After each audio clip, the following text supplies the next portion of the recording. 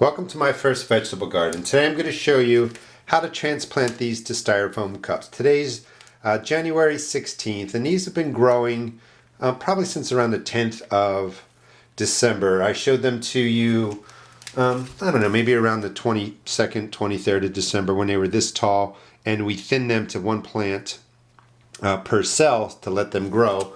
And now come about 17 days later, they're this tall. And when they get to about 3 to 4 inches tall, that's when you want to transplant them right into styrofoam cups. If you don't want to use cups, you can save these plastic pots and recycle them year after year. I usually ask my neighbors to just drop them at my front door when they plant their front yards with annuals and things like that. Let me show you a mistake I made, so hopefully you don't repeat it. You can see the leaves are in here are spotted, they're brown. In some places you can see brown edges. That was accidentally done when I put too much liquid fertilizer in there. So you can overdo a good thing. Too much fertilizer, too high of a concentration can damage your plant, and these guys will be okay. They're going to go into cups. I'm going to use this soil which doesn't have any fertilizer in it, and I did that on purpose so that I can kind of fix the problem of having too much liquid fertilizer in these cells. But when they get to about 3 or 4 inches tall, all you do is gently squeeze the bottom and you're going to pull them out, and you can see that the roots have formed nicely.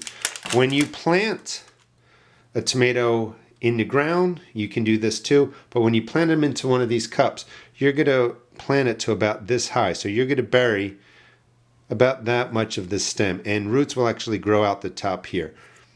Let me just show you how to do it. Label your cup so you don't forget what you have. Poke at least 2 holes in the bottom, and you're going to fill the soil up to the top. You don't actually pack this down. You're just going to, it'll be a little bit messy, but usually do it over your bucket. Make a circle like this, nice and deep. And then when you drop in your seedling, a little bit deeper. When you drop in your seedling, push it down, close it up, and then press the dirt around it. And you have it buried up about as high as I said. It doesn't have to be perfect, but you're burying a good portion of the stem. It will root, it'll be nice and strong, and I'll show you how to do it again. And you can see here's a pretty tall plant. Gently squeeze it out. You can actually break the root ball up just a little bit, keep it intact mostly, and just be gentle with it. Again, fill the cup up to the top with the soil, keep it nice and loose, and then make a nice big hole, almost the whole length of the cup. Drop your tomato in, push around it, top it off, pack it in, and you have a pretty good transplant. And I would do that for all of these. Some of them are smaller, that's okay, but you want to, at least get that much of the stem covered. It doesn't have to be exact. Don't worry about being exact when you garden. So once this is done, let me get rid of the excess dirt. I would have a tray full of tomatoes.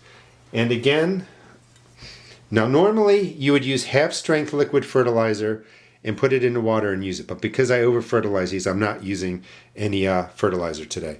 But then once you do it, fill up the bottom of the tray. Let the water absorb from the bottom. It'll go all the way up to the top. You'll see this will get nice and dark, and your tomatoes are transplanted. Hope you enjoyed the video. Please check out my blog at www.therusticgarden.blogspot.com, and also check out my other YouTube videos. Thanks.